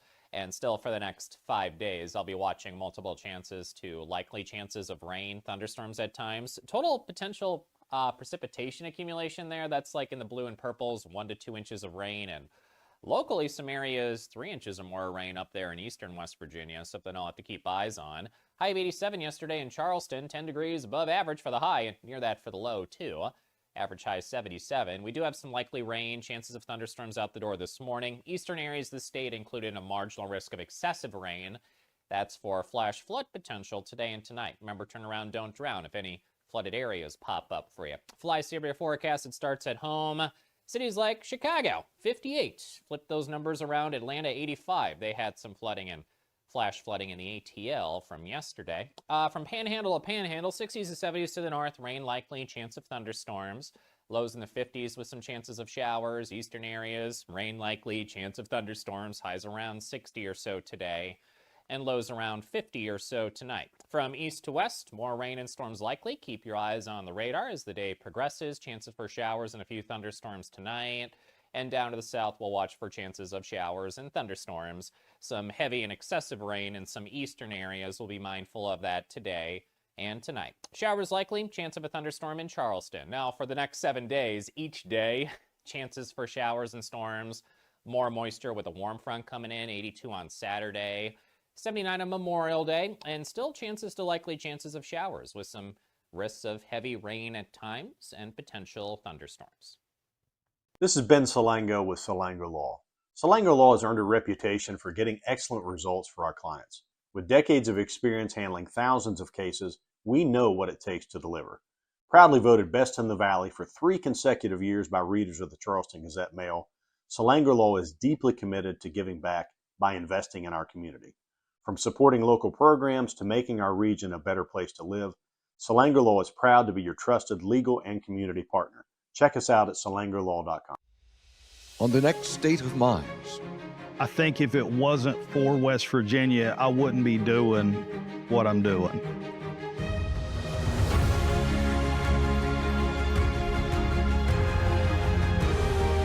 Rhine has been rising over Seneca Rocks for millions of years. I wanted to capture it in a way that was authentic and maybe different than people have ever seen it before. Routes in Charleston's East End, From the Metro News Anchor Desk, I'm Jeff Jenkins.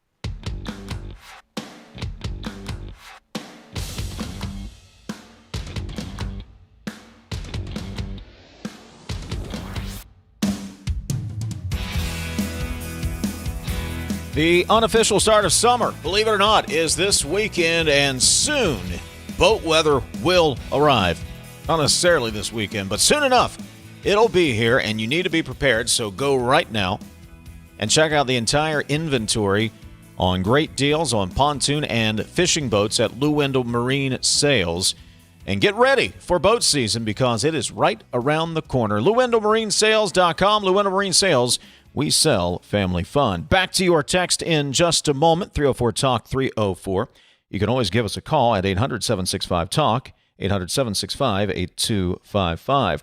Governor Morrisey recently appeared on Fox News talking about the economic backyard brawl, saying that he wants to target, Virginia. Would like to bring some of those businesses from Northern Virginia, where he says Democrat Governor Abigail Spanberger is not living up to that moderate label, making it harder for businesses, and he wants businesses to come to West Virginia. Maybe Berkeley County? What makes Berkeley County such an attractive place for business? Let's find out. Jennifer Smith's executive director of the Berkeley County Economic Development Authority joins us on MetroNews Talkline this morning. Jennifer, good morning, and thanks for joining us. Good morning. Thank you for having me. So the governor, he's looking around going, if it's going to be harder to do business in Virginia, maybe Loudoun County businesses want to come to Berkeley County. What makes Berkeley County such an attractive business location?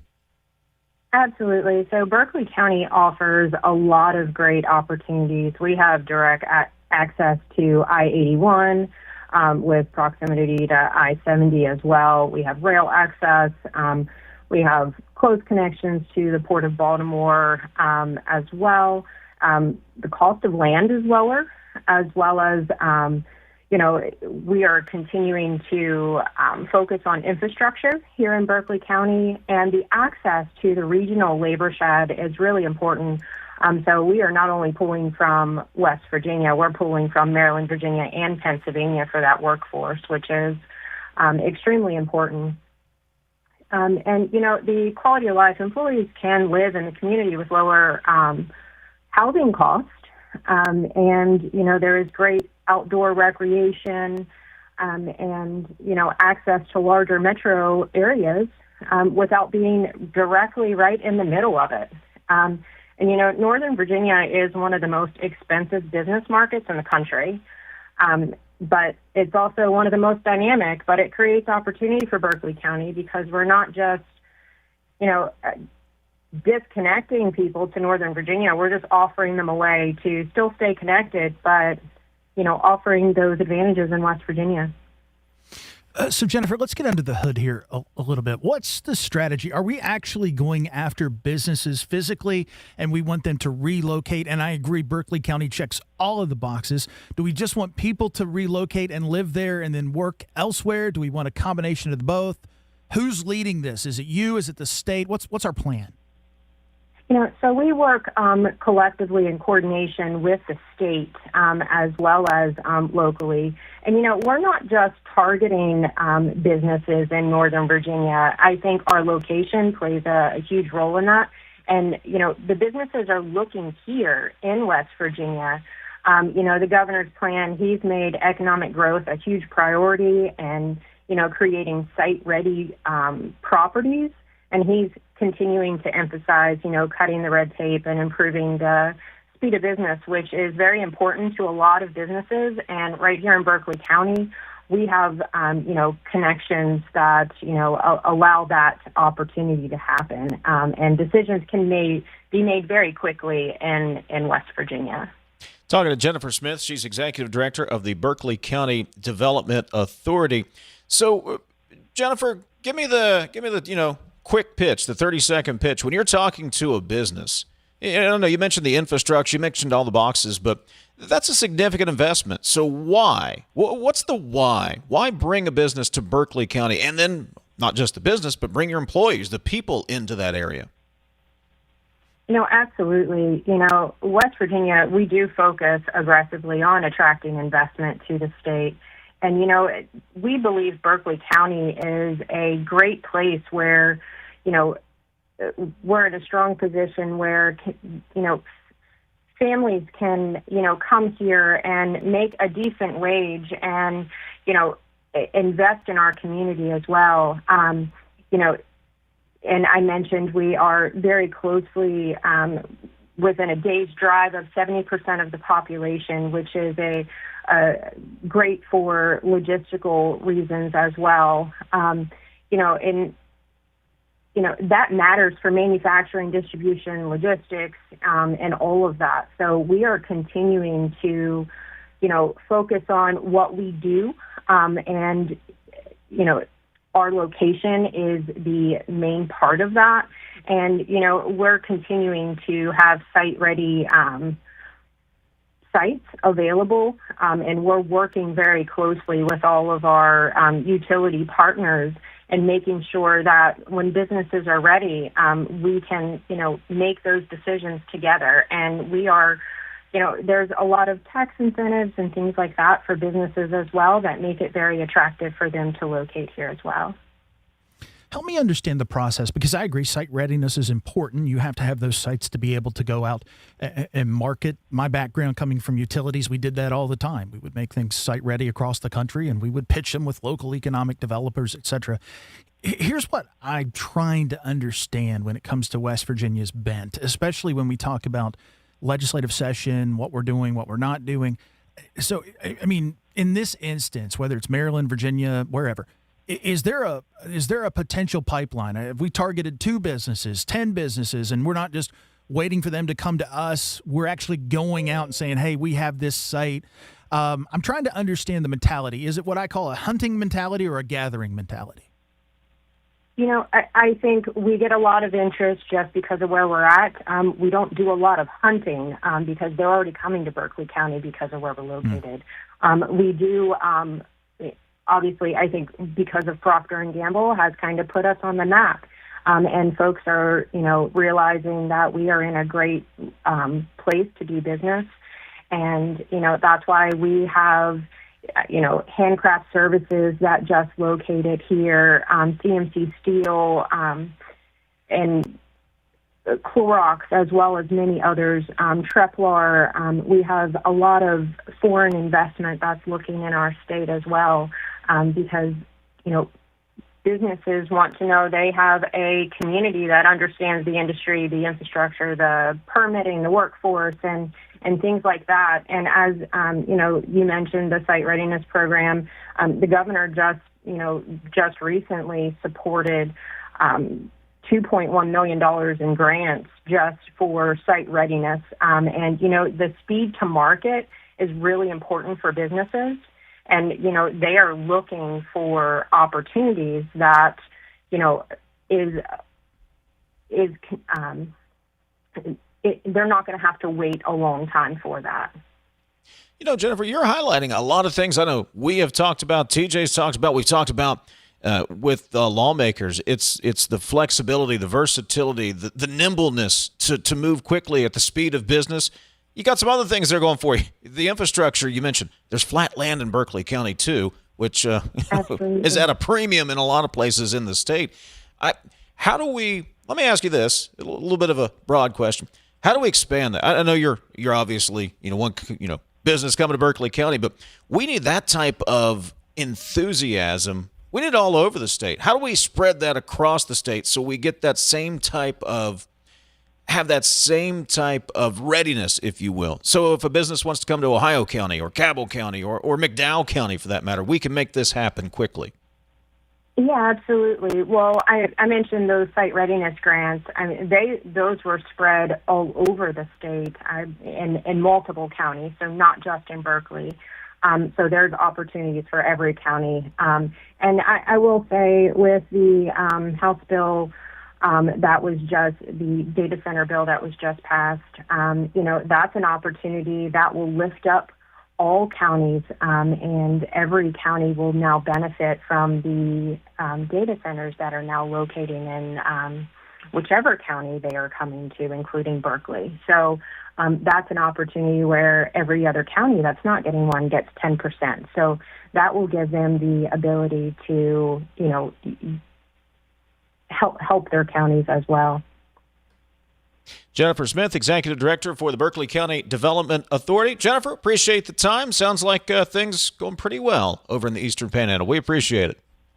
Yeah, thank you for having me. Absolutely. Jennifer Smith, Berkeley County Development Authority. She's the Executive Director. We'll get to your text coming up on the other side of the break. And, do we have a few texts to get to? 304-TALK, 304 is the text line. The phone number is 800-765-TALK, 800-765-8255. Give us a call, shoot us a text. We'll get to those coming up in just a moment. CityNet is West Virginia's local internet provider. High-speed, reliable fiber internet is probably right at your front door, and now is the perfect time to connect. CityNet makes that investment a reality. Tax dollars helping expand broadband across West Virginia. Now is the perfect time to connect with CityNet, to work from home, to stream your gaming, or if you're running your business. Fast, reliable fiber internet built for everyday life. When it's high-speed internet you need, citynet.net connects, protects, and perfects. We're back in a moment. Welcome back, class of 2011. Most likely to be a millionaire, didn't quite make it. Hey, reunion's not over yet. Over here, millionaire, smile. Make room, people. Who is that? Congratulations to our very own Millionaire for Life. Never too late, man. You could win up to $1 million every year with Millionaire for Life. Play in store or online today. West Virginia Lottery. 18 plus to play. Play responsibly. If asthma or COPD is slowing you down, take control of your lungs. The WVU Medicine Obstructive Lung Disease Program takes a proactive approach with advanced testing, personalized treatment plans, and board-certified specialists focused on keeping you out of the hospital and helping you live life fully. From innovative diagnostics to cutting-edge therapies, we help you breathe better every day. Call 855-WVU-CARE or visit wvumedicine.org. Approach your retirement with confidence. With over 150 years of combined experience, the advisors of the Stike team at Wealth Enhancement Group provide advice and wealth management strategies to individuals, families, small businesses, professional offices, and institutions. With the Stike team, you'll have access to an advising team with extensive resources, a client-first mindset, and a passion for helping transform the lives of those we serve. Visit wealthenhancement.com/Stike today and join the team that's dedicated to your success. You're listening to Talkline on Metro News, the voice of West Virginia.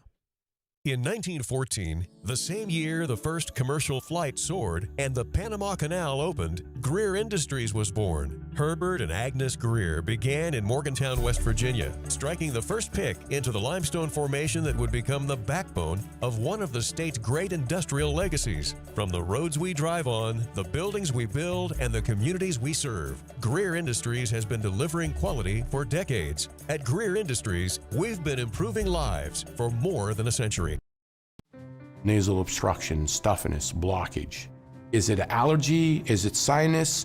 A lot of times it may be both. The WVU Medicine Sinus and Allergy Center is a clinic where we house all specialties that take care of allergies and sinuses together. You name it, we have it. It's one-stop shopping. Anything ENT that needs done for the citizens of West Virginia, we can provide that care. Stay ahead of West Virginia weather with Metro News Television, now bringing you a new way to stay informed across the Mountain State. Get updates daily at 9, noon, and 4, from headlines and precipitation to severe weather threats and highs and lows. See conditions from panhandle to panhandle and check travel with the Fly CRW forecast. Our meteorologists are on your screens and on Talkline, Midday, Hotline, and Sportsline, keeping you up to date. Metro News Television weather, accurate, local, and always on. Longer days, warmer drives, and better deals at Dan Cava GMC. Hit the road in one of our new luxury GMC Acadias. Take your pick from our massive selection. Now up to $5,500 off select new Acadias and 3.9% for 60 months. The great deals continue with our large selection of quality pre-owned vehicles. All this and more at Dan Cava GMC in Bridgeport. Shop the world.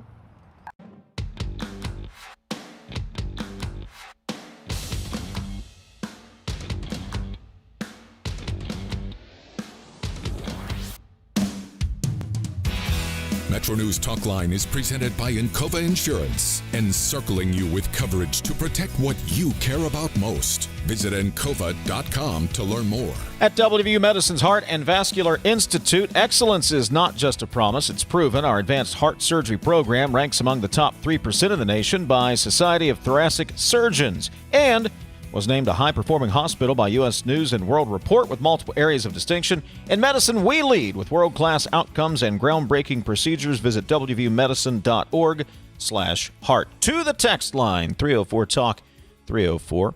Texter says, wait until the left gets in power to do the things Trump does before accusing them of being silent about it. Don't try both sides when something hasn't happened. My friend, it has. It has. Go back to the Biden administration. Biden pardoned his entire family for things that may happen down the future, if you want to go down that road. Not to mention, the Hunter Biden using his dad's influence for business deals. Look, and this was my point to Hoppy, we've created an incentive structure where both sides go, well, that side did that, so we're going to push the envelope here. Trump's just pushed it as far as anybody ever has.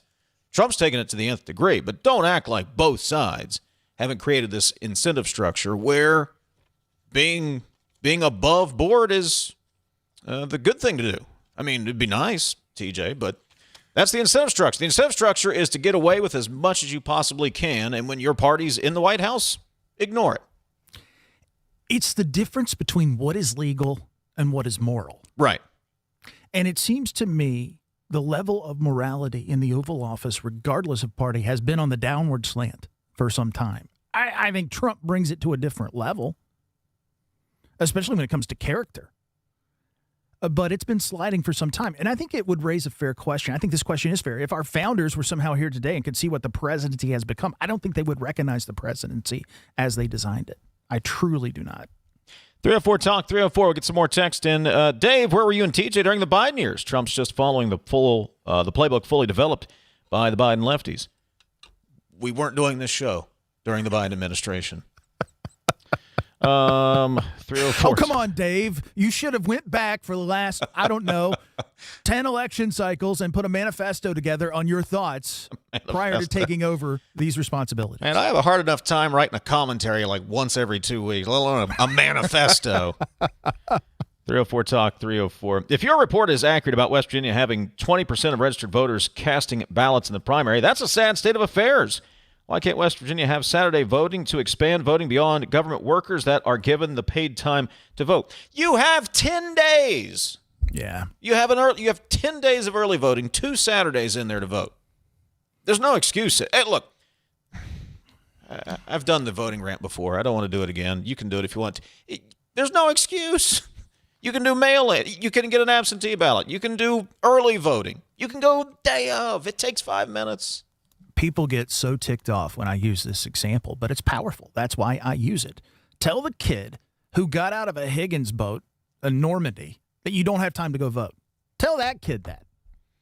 Let's go to Greg and Ona. He wants to weigh in. Hey, Greg. What's up, buddy? Hey, Greg Riley down in Ona. Just wanted to let you know that, yes, the Trump thing, as we went back and forth on this, paying people to attack and somebody brought up the word morality. As a Christian man who believes that Jesus Christ is my Lord and Savior, that is the problem. The quote, I'm doing air quotes right now in the air, the Christians that believe that Donald Trump is this great and moral man, thrice divorced, $130,000 to Stormy Daniels, wants to go grab him by the you-know-what. To support that is disgusting. As you walk into church Sunday and that's what's in your head thinking that's okay, you might want to turn around before you make the front steps and just go back home. That is the problem. This is not government. This is not secular. This is where the Christian, quote, right, of which I will never claim to be, although Jesus Christ is my Lord and Savior, I'm never going to be part of that group. Why would I want to be? And then the reverse is, I say that and people get on me and say, well, he loves Joe Biden. Joe Biden was the worst president in the United States history. Doesn't mean Donald Trump can't be a close second. If those were the two best that we have, man, we're in trouble. Thanks, guys. Great program. Thank you, Greg. Great call. We appreciate it. 800-765-TALK, the phone number. 304-TALK, 304, the text line. Last call for text, last call for phone calls. We'll get to a few more of those before we call it a Thursday. This is Talkline from the Encova Insurance Studios. Building a stronger West Virginia isn't just a dream, it's a mission. The High Technology Foundation knows economic diversity is the key. For over 30 years, they've been dedicated to transforming the state's economic landscape. Conveniently located in the heart of West Virginia, innovation, growth, opportunity, all under one roof. There's no need to look far for change. It's happening right here at the High Technology Foundation in North Central West Virginia. Visit WVHTF.org to learn more. Right now, America is hungry for energy, more power, more reliability, and more security. So here's a question worth asking. Why not coal? And why not now? West Virginia sits on one of the most abundant energy resources in the world. Generations of miners, proven infrastructure, and coal-fired power plants already delivering dependable, around-the-clock electricity. At a time when demand is surging and reliability matters more than ever, coal isn't a question mark, it's a solution. Today, there's robust support in West Virginia and Washington to strengthen American energy independence using the resources we already have. So again, we ask, why not coal? And why not now? Because when it comes to powering our homes, our hospitals, our economy, and new opportunities, West Virginia Coal is ready. A message from the Friends of Coal, powering America today and tomorrow. You're listening to Talkline on Metro News, the voice of West Virginia.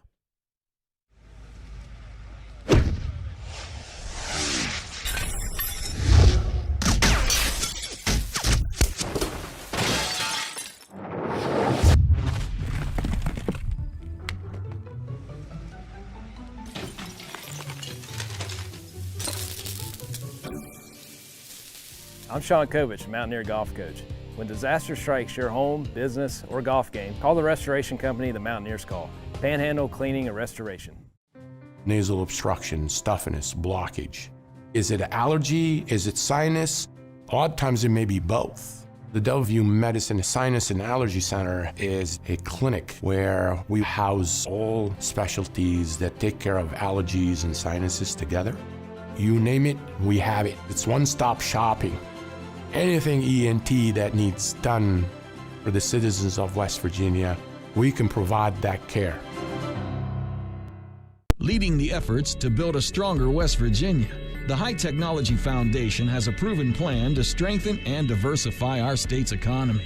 The I-79 Technology Park's high-capacity infrastructure continues to attract advanced federal operations that are driving economic growth. This keeps our young, educated residents in the state and brings West Virginians home. The High Technology Foundation, building a stronger West Virginia.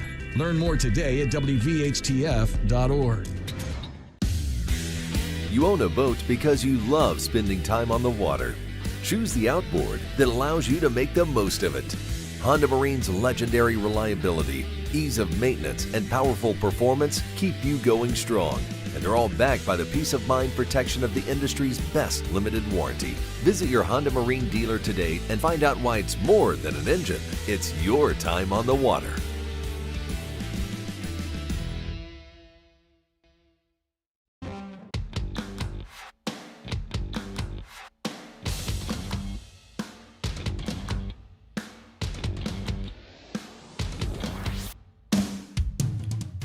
Jackpots are growing in West Virginia. Jackpots are on the rise every week. Powerball hits Mondays, Wednesdays, and Saturdays. Mega Millions lights up Tuesdays and Fridays. That's 5 chances a week to get in on life-changing jackpots. Play in-store and online. 18 plus to play. Please play responsibly. Powerball jackpots, $131 million. Mega Millions jackpots, $296 million. So go ahead, play today. Back to the phones. Tell you what, let's get in some text here. 304-TALK 304. Trump is trying to federalize the elections. The Constitution states it's up to the states to follow the Constitution, which the administration doesn't always not a Dem or Republican. I'm a constitutionalist. Follow the rule of law. That was an early steam release. Yeah, I think we got started early this week. A good one. Biden's Justice Department indicted his son. Biden pardoned his son. Trump pardoned insurrectionists who were convicted of treason. How is that the same as Biden, asks the texter. Trump pardoned criminals. Biden pardoned people to protect them from criminals. Trump T-Rump, says the texter. Okay. Thank you, Ethan. Appreciate it. Berkeley County is a great place to live, but we have such need for certified teachers. 92 certified teachers resigned this year between August 2025 and May 2026. Next year, we will have close to 300 open teaching positions because teachers simply can't afford to work and live here. Cost of living allowance is a must next year, says the texter. Locality pay. Sorry, did you have something in your throat there, TJ? No, I think I got it. Appreciate it. Yeah.